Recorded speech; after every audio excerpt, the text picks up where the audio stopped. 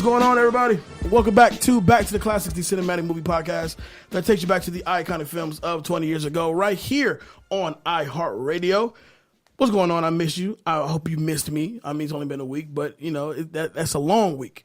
But regardless, we're here having a good time. We are recording this on a Sunday, so basically we're in the booth right now. We are recording this, gonna put it on nice, and when it drops on Thursday, it'll be like we were right there with you when it came out. All right, few things. Back to the Classics, the official Instagram page, BTTC Podcast. That's at BTTC Podcast on Instagram. The Facebook group, Back to the Classics, a movie talk group, is up and popping. Jump on that. Join the conversation. It's very healthy for you. What else we got for you? Oh, yeah. If you have joined the Back to the Classics Instagram page, you would notice that yesterday I did post what we call hashtag Saturday Night Replays. So what I'm going to do with that is I'm going to post a new movie, an older movie, 20 years old, maybe more than 20 years old, and that will be my choice for your weekend replay, your weekend run it back movie for that weekend. If you ain't got nothing to do, get some popcorn, get some marijuana if that's your thing. Get some Hennessy, some liquor, whatever it is you do to kick back and enjoy yourself. Saturday night, hashtag Saturday Night Replays would be your ticket to whatever you choose to relax and vibe out with on that Saturday night when you ain't got shit to do. So this past Saturday, we did CB4. I just felt like watching it. That's a good flick. I literally just felt like watching That's a funny movie. And it was one of those movies that it was just, it's a classic. Mm-hmm. You know, one of those ones that just simply just can't be touched. But if you hear the second voice on the show today, this man is a good friend of mine. We actually met at work, but now neither of us work at this job. But, you know, it's one of those things where you ever had a job that you know just wasn't right for you, but one of the benefits of it, you just meet, like, cool-ass people. Oh, absolutely. You know what I'm saying? That's like you would go to that job and say, you know what? I don't miss the job. Nope. Fuck the job. But the people here, they were cool as shit. That's Love right. them. Still feel that way. Still feel that way. Off top. So I'd like to introduce my man here. It's been a long time coming. We wanted to get him on the show for quite some time. We had to make sure we picked the right movie. He has a baby at home, so make sure, you know, her schedule had to work with everything. I thoroughly understand. Make some noise for U.S. Army veteran. Thank you for what you do for us here in the country, sir. Yeah, no doubt. U.S. Army veteran, actor, screenwriter, Stephen Michael. What's up, man? What's going on? How's it going? The man with two first names, Stephen Michael. It's super Hollywood. It is. It's got that Hollywood feel. It has the Hollywood touch to it. It's like written by Stephen Michael. Oh, damn, he got that new joint? Yeah. Mm-hmm. But I would imagine that Stephen Michael, because, okay, so for those who want to get to know who you are, what's your actual name? Stephen Almodovar. Almodovar, and you are what heritage? Puerto Rican. Yeah. Now, Michael's my middle name, actually, so it's Stephen Michael Almodovar.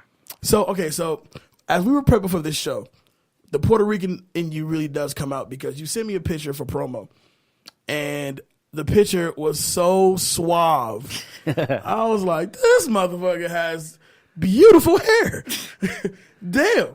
And I'm just bald and shit. So, you know, it was like, all right, if there was ever going to be a promo pic, that's a dope ass promo pic. That's the one I use. I use that one a lot only because I know it generates good reviews. Yeah, you're looking the way you look like you just got done cutting a wicked ass track. Mm-hmm. Like a super dope ass track.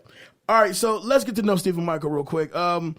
What is it about movies in Hollywood and the process of filmmaking that inspires you to write?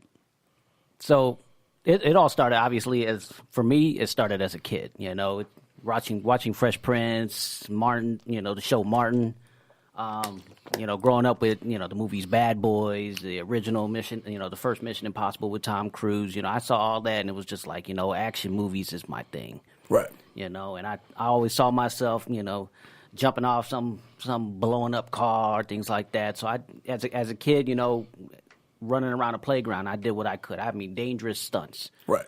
Jumping from one high beam, across the. Oh man, the monkey ropes was a hell of an action scene for me coming up. Exactly. Yeah. I thought I was climbing on some rope and there's sharks at the bottom trying to get me. Oh yeah, I had a hell of an action scene lined up for the monkey ropes. That's the the word I'm looking for, the imagination. Right. That's where the imagination plays out. So that stuck with me for still to this day. I look back and I tell myself that it all started with, like I said, the Fresh Prince, the show Martin, Friday when that came out. Movies like that. All of them inspired me. It was always comedy and action for me. And Bad Boys, that was the one that did it. Martin Lawrence and Will Smith, my two favorite actors. Right. Two excellent comedians. Doing an action comedy movie, a buddy action cop flick. So wait, how are you feeling about Bad Boys for Life, which just recently got re-greenlit? So now they found the directors now. I thought, which was heartbreaking at the time, I thought they were just gonna just can it and be done with it. And then one lovely day, we get this out of nowhere information that, oh, Bad Boys coming back. Holy shit. Yep. Okay, because Martin hasn't done nothing in quite some time. Yeah. Will's busy. Yeah, he's pretty busy. Steady. But we ain't seen Martin in a minute. So we need Martin to come on back and get his Marcus Burnett on for all of us, really. Yep. I think the last thing I saw Martin in was Welcome Home Roscoe. That was far back. Yeah, that was. was. But I think the last thing regarding anything visually, I think it was he had a failed sitcom with Kelsey Grammer. Oh, yeah, that's right. That lasted maybe all of like 4 episodes. Yeah, that's right. And I was like, yeah. Okay. Okay. Okay. No. So you served in the Navy. Army. Yep. Sorry, I don't want to say the Navy. I don't know why. I look smart enough, but it's not an easy thing to go into that line of work. You know what I'm saying? Especially when you have your certain beliefs, certain morals, things you believe, like, why are we even out there to begin with? But with that being said, though, to kind of bring it back to the movies, do you have a favorite war, Army movie? Black Hawk Down. Black Hawk Down. Huh. Because it's for this generation. I mean, it happened with 93, I believe it was. The whole Somalia incident. I want to say 93, 94. Yeah, and something like that. So, but that movie, we were alive when it happened. Absolutely. Mm-hmm. But that's the one that gets me all the time because they were only supposed to be there for a quick, peacekeeping, just snatch and grab operation. Right. And it turned into 2-3 days of just bloodshed. Wow. So that movie, I mean, there's quite a few other ones, We Were Soldiers, things like that. But Black Hawk Down, because it was, I can relate to it a little bit with the training that I had, the weapons that I see, the tanks and all that other stuff, the Humvees, so I can relate a little bit to it, So that one is my favorite movie. Absolutely. If I were to have a favorite war movie, I'm going to have to say Saving Private Ryan. Yeah. Which we'll cover sometime this year on BTTC. Just you look for it, just you wait. But I feel as if with certain war movies, like for example, I love Hurt Locker. Hurt Locker was a movie that it really resonated because it really does put you in the shit. Yep. You know what I mean? But I respect our servicemen. Our servicemen. Mm-hmm. I feel as if they don't get enough respect, and they, ultimately you guys put your lives on the line for us every day, regardless if you believe in it or not, the cause. But you still do it for the country. For that, we definitely appreciate it. Absolutely. So let's get into this thing, man. So we're calling you Stephen Michael. Stephen Michael. Yeah. Stephen Michael production. Stephen Michael. But Stephen's here. It's been a long time coming, but he's finally here, and we're ready to kick off this movie today. I think this is the first comedy we've covered all year. It was only in February, but still. Right. Yeah. But here we are, 2-minute drill with Stephen Michael. You can have the first question, sir. As a courtesy. All right? All right. 2-minute drill starts now. All right, we'll start with something easy. What was the first song that started off the movie? You spin me right round, baby, right round. All right. Like a record, baby, right round, right round. It's still a good song, classic. Yeah, well, it definitely sets the tone for this. What does. era this movie's in. What famous comedian makes a appearance in the movie also as a wedding singer? I was just thinking about that. I was just having that word. 5 seconds. What's it? Jim. 3, What's his 2, name? He was in High School High. 1. You are right. He wasn't High School High. That was John Lovitz. John Lovitz. There you go. Yes, I was sir. just thinking about him. So that's 1 for me, 0 for Stephen Michael. Minute 20 left. Hit me. All right.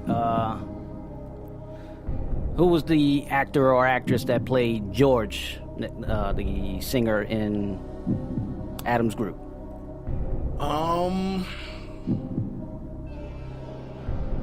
Alexis Arquette. Rest in peace. Uh-huh. All right. Let's see here. What does Julia's mom suggest she do to speed up to the wedding with Glenn? Oof. 5. His mom, that's that old crazy 4, woman. 3, 2. I don't know, have sex early. It's actually fake a pregnancy. Oh. Yeah. Oh, wow. Good old mom suggestion. Uh-huh. Hit me. All right. Let's see. 28 seconds. Damn. These questions.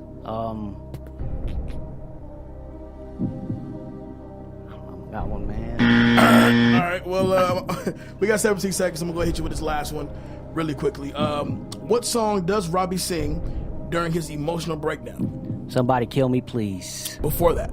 Before that one, Love Hurts, Love Stinks. Before that. The first emotional breakdown. We're out of time. I was looking for "Holiday" by Madonna. That was the first song he does before he goes to his whole before he lost his shit. Before he lost his shit. Well, if you don't know what movie we are talking about today, where have you been? Because you got to know what we're talking about. This is one of the ones that they have deemed a classic. I will likely disagree in a bit, but this is definitely during Adam Sandler's heyday. So we're talking about The Wedding Singer. Original release date, February 13th, 1998. Shares opening weekend with Sphere. With, what's that, Sam Jackson, Dustin Hoffman? Yeah. And share some? Uh-huh. Yeah. Yeah. Remember that flick. Yep. And also shares opening weekend with The Borrowers with John Goodman. Love that movie. That was a good movie. The movie's great. Yeah, that was a good movie. Production budget, $18 million with a box office total of $123.3 million. Currently sits at a 67% on Rotten Tomatoes. Is that fair? I'm gonna go ahead and say that's fair. I'm gonna say that's fair. It was a decent flick. It wasn't worthy of 70% or more. I would have given it about 60 60s. Okay, so let's break this thing down. So when you talk about Adam Sandler in the 90s, he was a juggernaut to deal with. We're talking about Happy Gilmore, Billy Madison, Waterboy, which came out the same year as this, and he was just a force to be reckoned with. And then you look at Adam Sandler now, almost pretty much trying to do the same jokes. Mm-hmm. It's like those don't really fly in this era. Like those are really stuck in the 90s. Like, we were just talking about off air with the Netflix deal, and which they've recently extended, by the way. When you talk about what he's putting out now compared to what we're used to seeing him in, or the classics, the timeless classics we've seen him do, it's almost heartbreaking. Yeah. Because, where is your motivation, man? Mm-hmm. You would think the Netflix deal will be your biggest motivation. Yeah, all you have to do is make it and put it out. No marketing. It's available. Exactly. Watch it. The Wedding Singer is a movie to me. It doesn't hold up. Let me be more specific. I've never really found it to be all that funny. It had its moments. It had its moments. Yeah, it had its moments. But it really was overall a romantic. And that's what like 97 and 98 was about. You had never been kissed in that time, all that good stuff, So that was like romantic comedies were like a thing, It was a thing, but like we said, Sandler was definitely red hot at this time. Definitely. Like red hot. Don't forget, we still got Big Daddy coming. We still got The Longest Yard coming. Mm-hmm. We still got Click, Anger Management. He had some gems that he was throwing out to us around this time. when I rewatched this movie, I pretty much found it a burden to get through. Like, I'm not even gonna flex that. Like, I really did find like an actual. This is tough to get through, and it's only an hour and 40 minutes long. Yeah, there would have to be nothing on TV for me not to change the channel. I mean, nothing on TV. Absolutely nothing. Golf is on the next channel, and I Right. have nothing else to watch. Right. And I have no Netflix account. And I have no DVDs. Right. Or I have no access to anything illegal on the internet. Nothing. Nothing. And all right, fuck it, I'll watch it. But, so this movie takes place in 1985. And it's clear as day that it's that era. Yep. With the music selections. The hairstyles. And for me, I was born in 87, so I can't really tell you what the 80s were like. But for a movie around that time, it does actually, tackle that birth of pop music era. Yeah. As far as like the Billy Idols, the Jesus Christ, I don't want to say Sting, but Billy Idol. Mm-hmm. So Robbie Hart is this wedding singer who at one point was in a band, and he got engaged to his girlfriend Linda, and she only really fell for him because he always dreamt of being a rock star. Yeah. Gold digger shit. Yep. But he has now reduced himself to a wedding singer. I mean, a popular one, but nevertheless, you're No rock star. A rock star of a wedding singer. Mm-hmm. And so, the one thing I will give this movie definitely has a certain pacing to it, at least for the first 2 acts or 1.5 acts. Really, it's legit. There's a really legit pacing to the movie, and when we get introduced to Julia, played by Drew Barrymore, and it's certain jokes in this movie. I'm like, okay, that one landed, that one didn't. Like, one of the jokes that landed, as far as to me that didn't land, was the one that was in the trailer when we find out that the guy that she's marrying, Glenn, last name is Gulia. Yeah. So her name is Julia Gulia. Why is that funny? That's not funny. That's he said, "Why is that funny?" Why is that funny? He said, I don't really know, but for some reason I found it pretty hysterical. But so Julia is gonna marry this dude named Glenn Gulia, who is overall he's an asshole, Total scumbag, total piece of shit. And we find out later on in the movie exactly why he's a piece of shit. But their relationship is weird because she's been with him before he had the money. And, whatever position he's in, I'm assuming he's in Wall Street, right? Yeah. Yeah. And so Julia was with him before he started, really getting the money up. Which was an interesting storyline because the way he treats her once getting the money, it's like, well, how long has he really had this money? You know what I mean? On the flip side to that, you have Robbie and Linda, who they're now getting ready for their own wedding. And Robbie's excited because all he wants to do is get married. And on the wedding day, which I hope to God when I finally get married, this doesn't happen. I have to be the best man I could possibly be, because if this happens to me, I just may break down and cry. All right, that's what happened. Yeah. I break. I really would break some shit. But Linda leaves him there, doesn't show up for the wedding. So now he's getting looked at like he's, going to lose his mind and he's going to get committed and, okay, so when a girl breaks up with you, right, I assume you've been broken up with. Yeah. Yeah. You do feel the, oh, fuck, what'd I do? You know what I'm saying? Or you feel, the initial guilt. So the way Robbie feels when Linda doesn't pull up to the wedding, and in his mind, all he wants is to give her a good wedding. And she don't even rock with him because he's a wedding singer. Yep. And so this is one of those classic Adam Sandler moments when he's remaining calm somewhat, but you can see it in his face, he's going to fucking flip out. Yeah. Cause his lips are going to start quivering, and he has that sad face he makes. He walks away, next thing he just smashes shit in the back. So that's Adam Sandler comedy to me. You know, Happy Gilmore when he loses his shit over the ball not going to the hole, and I love that. Why don't you just go home? Go home, stupid ball. You're home. That's your home. Listen to me. And That's classic Sandler to me, dude. Yep. Like, that's classic Sandler.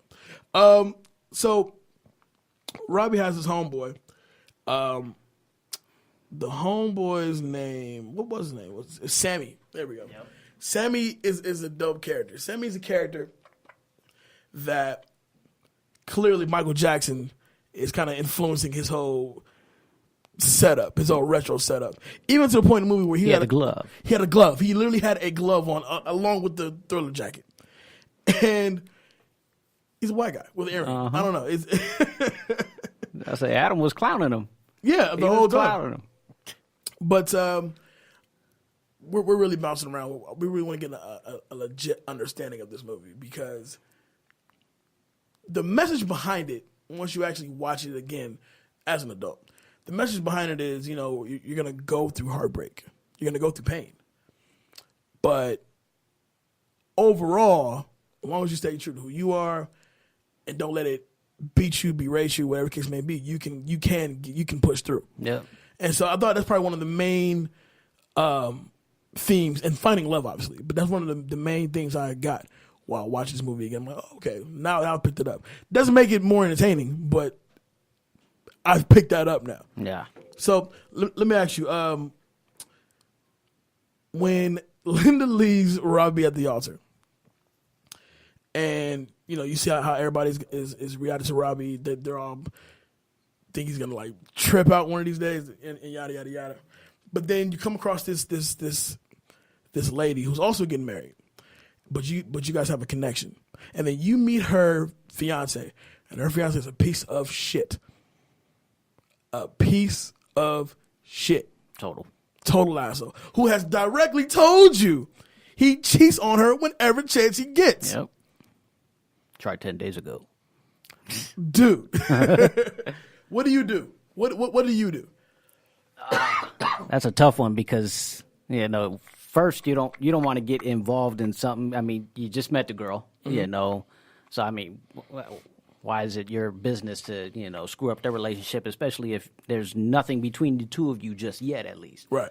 You guys are just becoming friends, things like that. So, I mean, you guys are hanging out on a night like that, last thing you want to do is, he's cheating on her, In my eyes, that's something I'm gonna steer clear from until, if her and I start getting real close and we start bonding and I'm starting to see there's chemistry there, things like that, and, obviously he ain't shit for her, right. And I feel like, I'd be a better fit, then I might have to, I might have to drop the bomb. I might have to be a snitch, I guess, dry snitch, But then again, that's never been my thing, That's never been my thing. I just, I've seen it in high school, things like that. So I don't know. I mean, I might have stayed clear from it until she finds out. Ultimately, it's none of your business. Right. But if you do feel a certain way about this girl, and this girl does make you feel a certain way, and for a fact the dude she's dealing with ain't shit because he's flat out told you what he does. And I'm so confused about this part because, and I know we're skipping around, but this part in the club, you don't know this motherfucker. You don't know Robbie. Mm-hmm. Why mind you, your fiance introduced you to Robbie, so immediately you know that they have a closer connection than you and Robbie can ever have. Yep. Why in the fuck would you tell this man about your dirt? Mm-hmm. You wouldn't.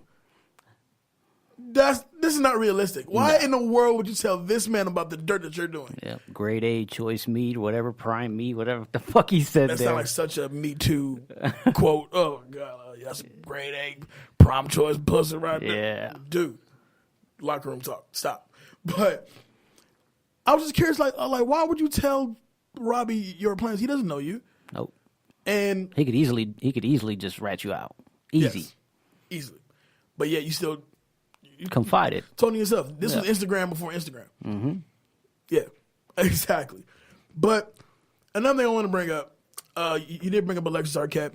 May she rest in peace. Yep. And her character,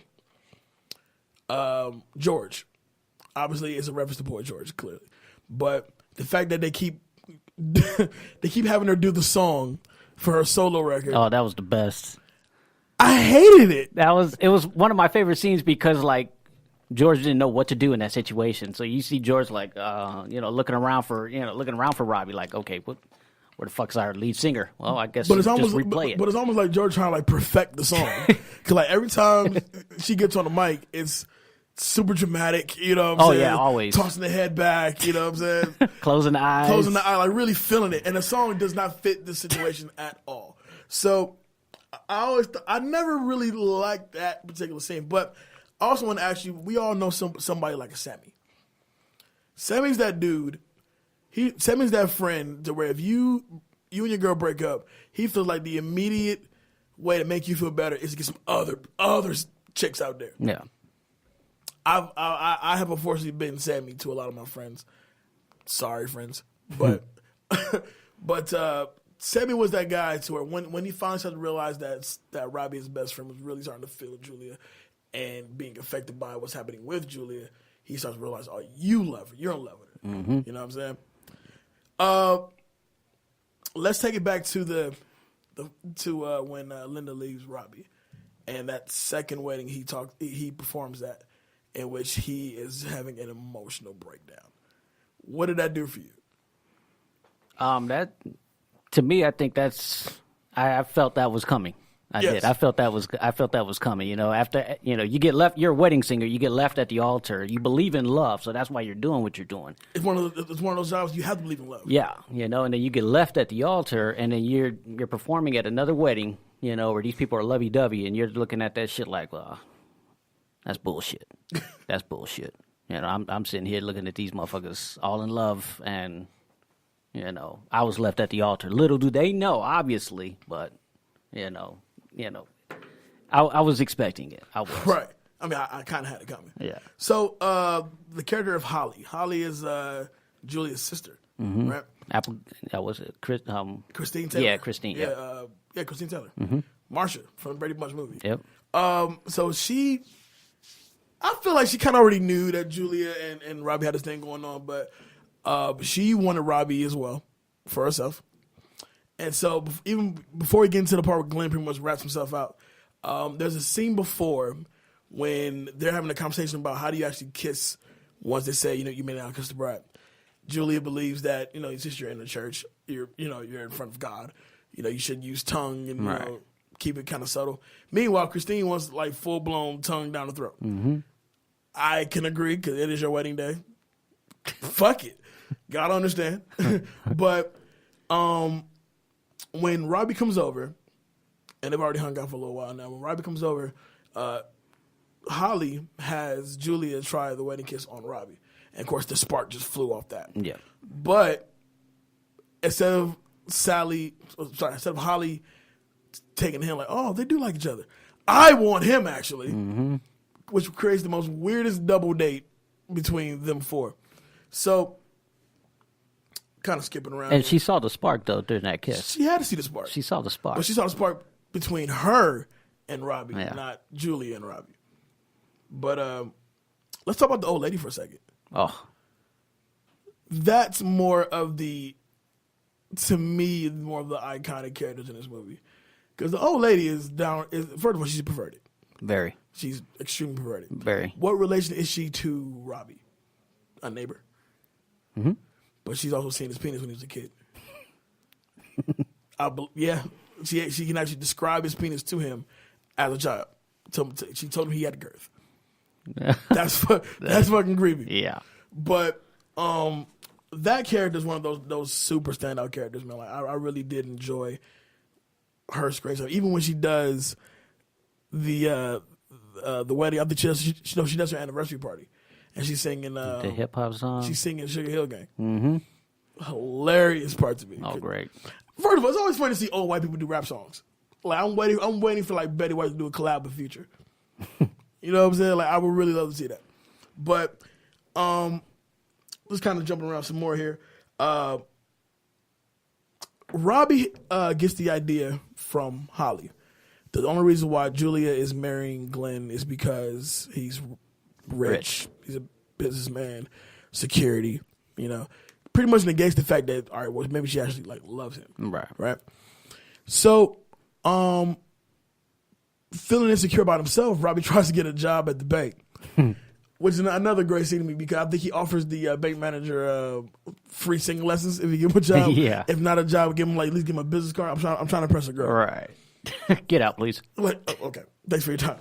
And so when he links back up with Julia, he just pretty much goes off on women believe in material. You like material shit. Uh-huh. And you can just tell he's really kind of just battling with himself. You know what I mean? Because he's still heartbroken from Linda, and he just doesn't quite know. He knows he likes Julia. He just doesn't know how to handle it. Right. And then Julia, who's also utterly confused, she doesn't know how to handle it. And then you have this asshole fiance. Then you got the wedding singer, and then his weird ass fiance, who's gonna eventually make her way back in the picture. And so when he goes off on Julia, like she feels it, like she walks off, and you're an asshole. And then when she drops the papers, it said songs and lyrics by Robbie Hart. Mm-hmm. So she made him cliff notes for his music. And you immediately start to feel like, yeah, you acted like a dick for no reason. When in retrospect, you could just simply say, this guy doesn't love you. And so when did the spark change? The spark changed when Julia wanted to go to Vegas. She said, fuck the wedding, let's go to Vegas, let's just get married. At this point, she just wants to get married now. Yeah. Right? And then Glenn is still being creepy ass Glenn. You know what? Glenn wouldn't let his girl sit in the window seat on the plane. Yep, she sat the aisle. Getting her elbow fucked up. Oh, baby, by the car. My elbows are too big. Okay, number one, have you ever been hit? Has that car ever hit you? No. Yes. Thank goodness. It's hit me on a Spirit flight. Oh. I was so upset. I was so upset. I can imagine. I said, ma'am, you still have a legit 3 inches of walkway here. Why in the fuck you keep hitting my damn elbow? I'm going to bleed in a minute. And when I do, I'm suing y'all ass. But back to the issue at hand. You want to let your woman sit in the window seat? Yeah, I would let her sit in the window seat. I don't give a damn. We have been to Vegas before. You can sit have the window seat. But what's funny though is that's kind of catchy because so he didn't let her sit in the window seat, and Robbie's girl, when they were in that little Grand Canyon flight, he said the same thing about his girl. Mm-hmm. She been there, all that stuff, and she still took the window seat. Selfish as fuck. Super selfish. Selfish as fuck. But on the same plane, unbeknownst to really anybody, Robbie is in first class. He does find out that they're going to Vegas. And Robbie's in first class now. It's pretty much with Billy Idol and the whole first class crew. Completely amazed at what first class can actually offer you. Mm-hmm. Now,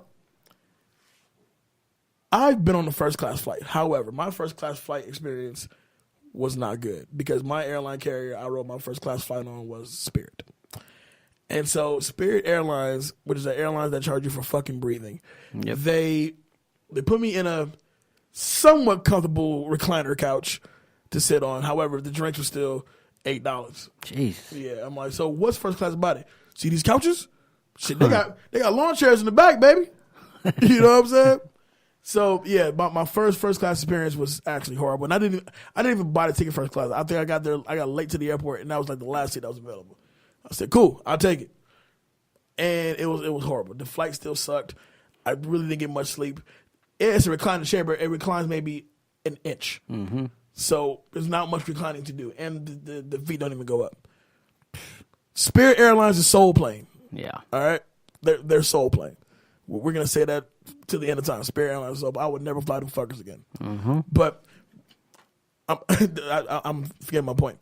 So Robbie's telling the story to everybody in first class, and then the stewardess comes in, making it known that there's a creeper in business class who said she is a grade A premium choice.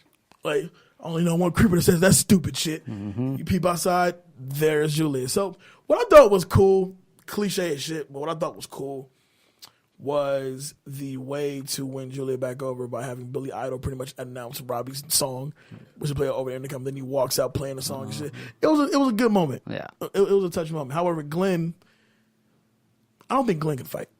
No, I don't think Glenn. He acted like he could. Like that one sucker punch he gave Robbie earlier. Like, bro, he didn't see it coming. So you didn't win that. Right. But he let two stewardess push him in the bathroom, basically. You can't fight. Yep. But the movie pretty much concludes with them kissing on the plane. Then that plane, I'm sorry, that shot turns into the actual wedding. So now they're married, and I feel like I just gave the movie a much better plot than the actual movie itself because like it didn't take us that long to get through this movie. True. Yeah. It doesn't hold up. I'm sorry, it doesn't hold up. Anyway, but yeah, that's it. Julia and Robbie get married. I'm gonna assume Sammy gets with Holly. I'm gonna assume that too. Yeah, I'm gonna assume that they had a they're strange friends. You know, that little thing there. So yeah. I can only assume Sammy gets with Holly, but that's how the movie wraps up. So before we get into takeaways, now watching this movie 20 years later, or for you, you say you watched it last year. Mm-hmm. All right. So do you watch it often? No. Okay. So the few times you probably caught in the last few years, like, does it seem to be, does the movie seem to age? It does. It does? It does. Okay, I thought it was just me. No, it does. Because even when the movie starts, I'm like, wow, this movie seems so old. Yeah. And, Adam Sandler with the 80s hair. The 80s, thing going on, and, it just seems really old. And I guess that's the point because it's set in 85, but even the writing, the pacing is fine, but the writing, the jokes, it just seems so dated. Yeah. Once again, this is Adam Sandler in his heyday, but I just feel as if I'm going to place Wedding Singer in his top whatever, I'm not really going to place it there because it's not really for me. Right. 67% on Rotten Tomatoes, I think it would really benefit from like a 50. Because it's gonna age like old milk. Yeah. For sure. All right, so Stephen Michael, let's get into takeaways. Who is getting your That Guy award? Who's getting my That Guy award? I'm gonna have to say the friend. Sammy. Okay. I'm gonna have to say Sammy. Okay. Because he was always there for him, when it all went down, even though he was trying to get him back up on that, back up in the playing field, start fishing for some more sharks, when he realized it was Julia, he kind of pushed him into that too. So absolutely. Who's getting your That Chick award? I'm gonna have to go with the grandma, man. The grandma's just beast. She's she beast. is. I'm gonna have to go with the grandma. Yeah, man. she could do it all. She's been around the block. Yeah, 200 men, I think she says. So I'm like, wow. How are you still walking?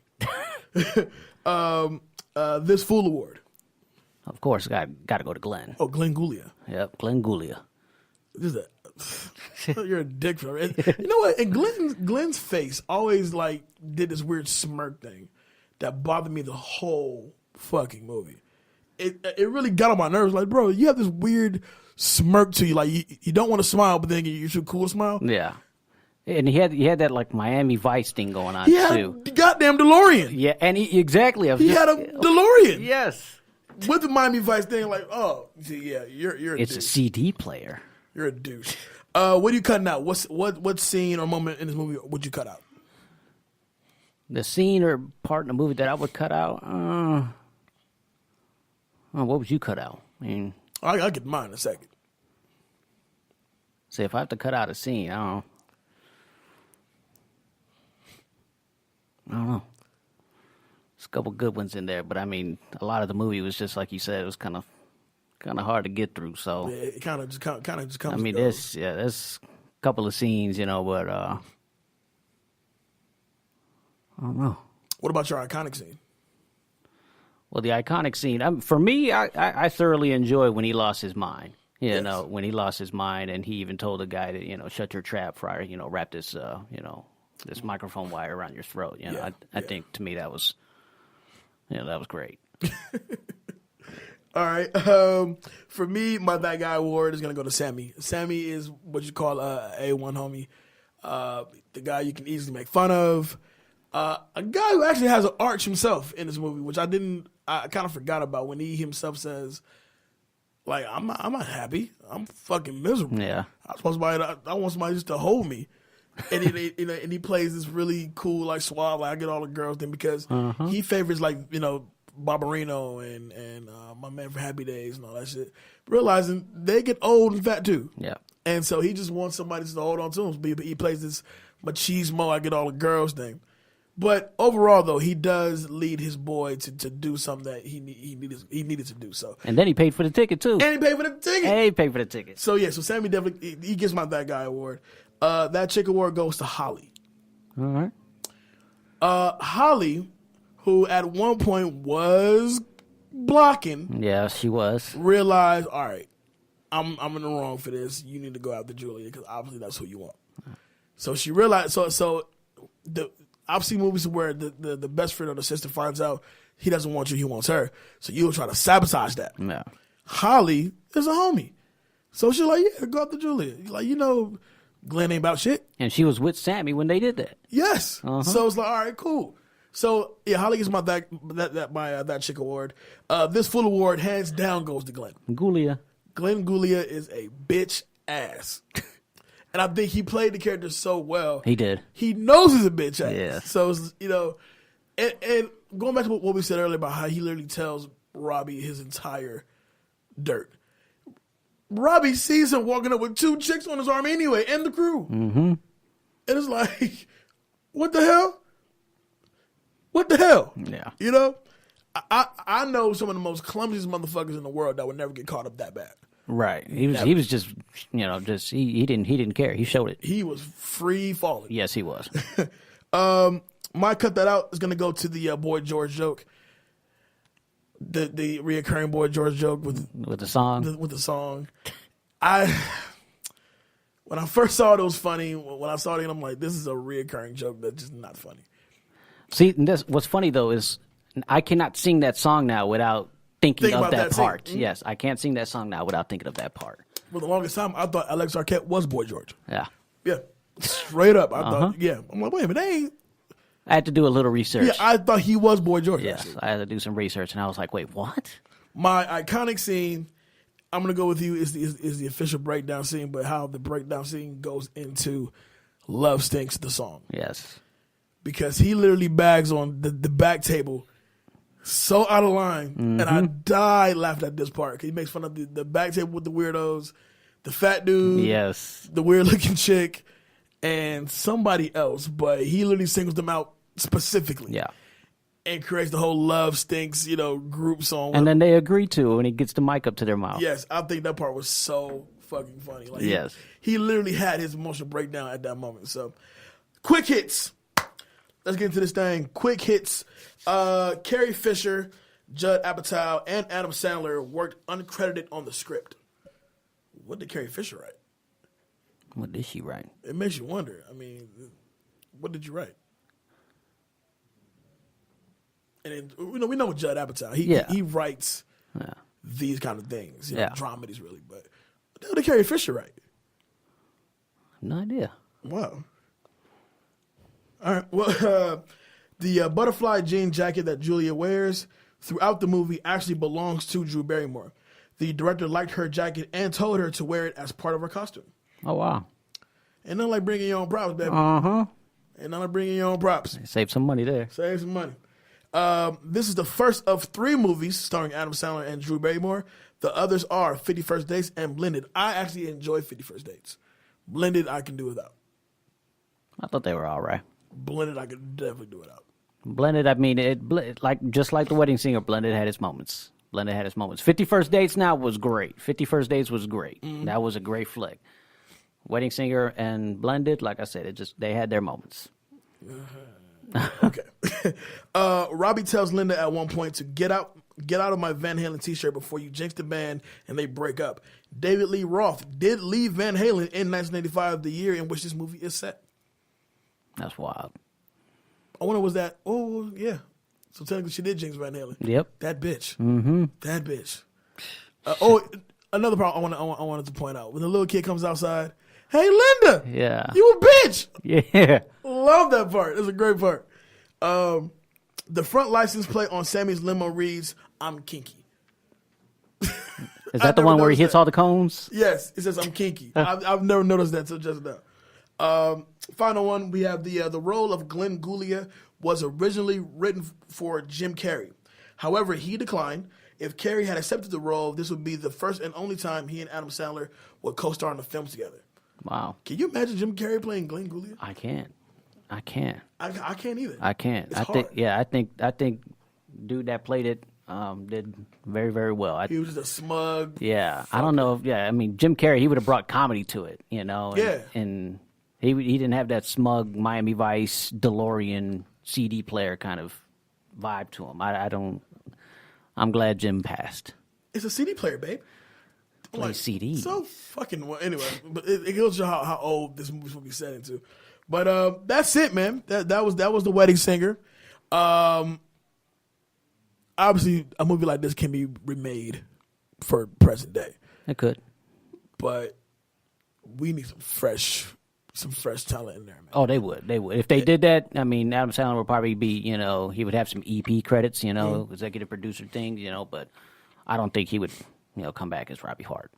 Nah. You know, and if they did, like, recast the Robbie Hart or, like, maybe, you know, kind of just refurbish it and, you know, different names, different characters, but kind of the same concept, and yeah, you know, but, you know, don't bring back the same people.